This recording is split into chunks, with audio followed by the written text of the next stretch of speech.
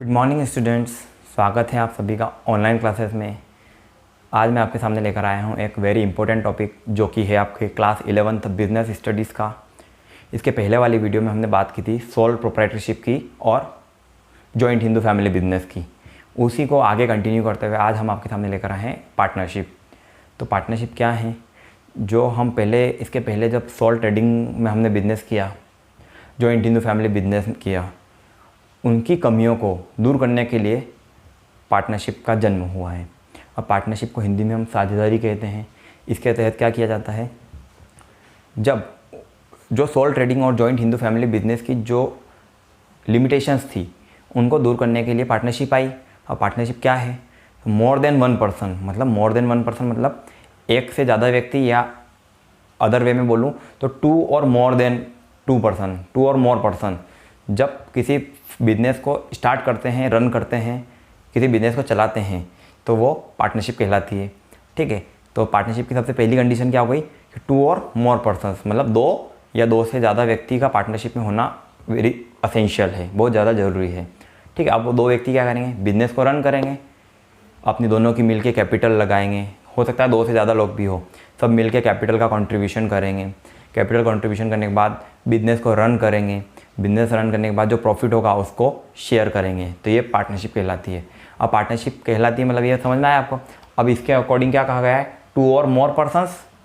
अब मैं बात करूँ कि पार्टनरशिप में एक्ट कौन सा एप्लीकेबल होता है, तो ये ऑब्जेक्टिव में भी आपके लिए आ सकता है और ये आपको समझने वाली बात है कि इंडियन पार्टनरशिप एक्ट जो एप्लीकेबल है वो है इंडियन पार्टनरशिप एक्ट 1932। इंडिया में जो पार्टनरशिप एक्ट एप्लीकेबल है वो पार्टनरशिप एक्ट 1932 होता है। ठीक है, तो पार्टनरशिप आपको समझ में आया? इन शॉर्ट कहूँ तो दो या दो से ज़्यादा लोग जब किसी बिज़नेस को रन करते हैं तो वो पार्टनरशिप कहलाती है। ठीक है, तो इंडियन पार्टनरशिप एक्ट 1932 ने आपको यहाँ पे एक डेफिनेशन भी प्रोवाइड की है। क्या कहती है डेफिनेशन? देखिएगा आप। Partnership is the relationship between person. Partnership क्या है? एक रिलेशनशिप है लोगों के बीच में, एक जो संबंध है वो पार्टनरशिप है। Who have agreed to share the profit, जो एग्री हुए हैं फर्म का प्रॉफिट को बांटने के लिए, तो वो पार्टनरशिप है। जब सारे पार्टनर एग्री हैं फर्म के प्रॉफिट को डिस्ट्रीब्यूट करने के लिए, ठीक है, तो वो पार्टनरशिप कहलाएगी।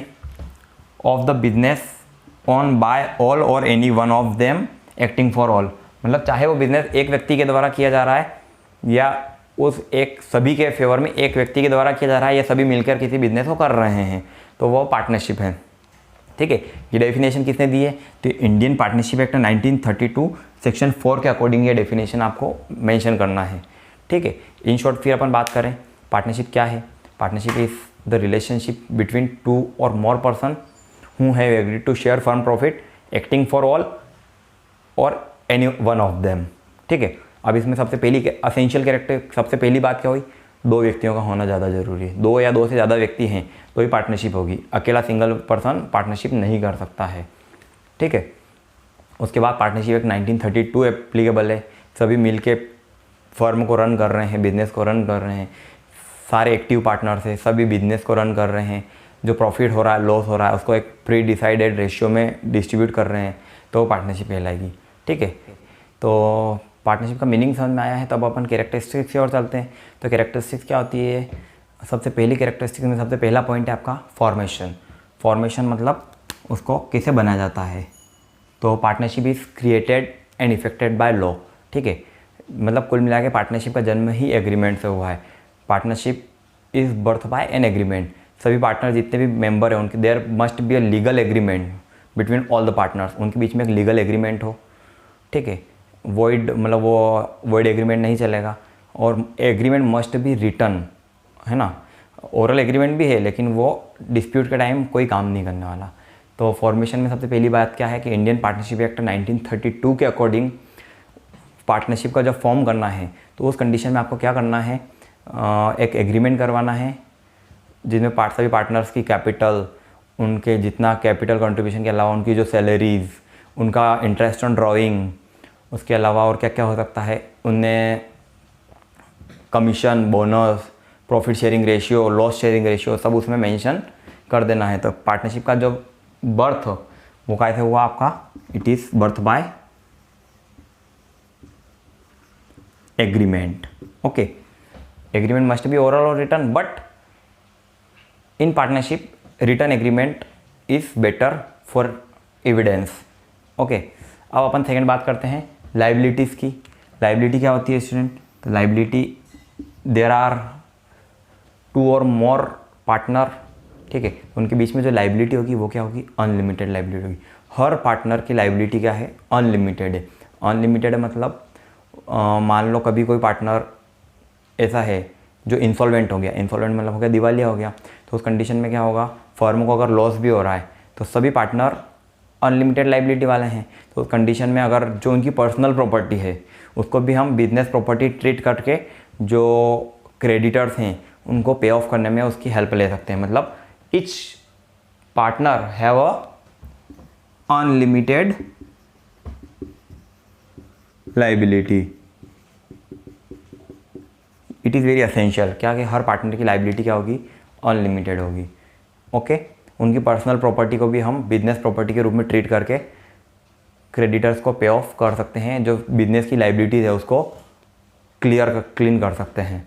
ठीक है, थर्ड पॉइंट है आपका रिस्क बियरिंग। रिस्क बियरिंग मतलब सभी पार्टनर मिलकर क्या करते हैं? रिस्क को बेयर करते हैं, मतलब रिस्क को लेते हैं। अब रिस्क लेते हैं मतलब कैसे कि मान लो फर्म में कभी लॉस होता है तो वो कौन सहन करेगा? सारे जो पार्टनर्स हैं वो मिलके उसको एडजस्ट करेंगे। हाँ, और रिस्क जो लेने के फेवर में उनको जो रिवॉर्ड मिलता है उसको प्रॉफिट कहते हैं। अगर प्रॉफिट भी आया है रिस्क बियर करने पर तो वो पार्टनर क्या करेंगे? अपने आपस में उस शेयर को बांट लेंगे। और अगर मान लो कंडीशन होती है रिस्क है, लॉस होता है, तो लॉस को भी पार्टनर अपने प्री डिसाइडेड रेशियो में डिस्ट्रीब्यूट करेंगे। ओके, तो अब थर्ड पॉइंट देखते हैं अपन, थर्ड के बाद फोर्थ पॉइंट देखते हैं जिसका नाम है मेंबरशिप। तो मेंबरशिप में क्या होता है? Only individual can become a partner in any firm. Only individual को बनाया जा सकता है, बॉडी, एसोसिएशन, इंस्टीट्यूशन को पार्टनर नहीं बना सकते हैं। मतलब मेंबरशिप किसको मिलना है? Only individual can become a partner in any partnership firm. ठीक है, इन सम केसेस कोई केसेस ऐसे हैं जिसमें माइनर को भी हम पार्टनर बना सकते हैं। माइनर मतलब जो 18 साल से कम का है उसको भी पार्टनरशिप में एग्रीमेंट एडमिशन दिया जा सकता है, लेकिन वो सिर्फ होगा in the favour of profit only. Decision making power हम माइनर से नहीं करवाएंगे, सिर्फ प्रॉफिट शेयरिंग करना है तो minor can be admitted in partnership firm only but individual. ठीक है, किसी एसोसिएशन को, किसी इंस्टीट्यूशन को हम पार्टनरशिप फर्म में एडमिशन नहीं देते हैं। ठीक है, ये इसकी एक वेरी इंपॉर्टेंट कैरेक्टरिस्टिक्स है। अब अगला है कंटिन्यूटी। कंटिन्यूटी से नाम से पता चल रहा है बिजनेस क्या होता है? लगातार चलता रहता है। कब तक? जब तक पार्टनर चाहते हैं। जब पार्टनरशिप इज एट विल हो, जब पार्टनरशिप इच्छा के ऊपर हो, तो कोई भी पार्टनर फर्म को डिसॉल्व कर सकता है, पार्टनरशिप को बंद कर सकता है।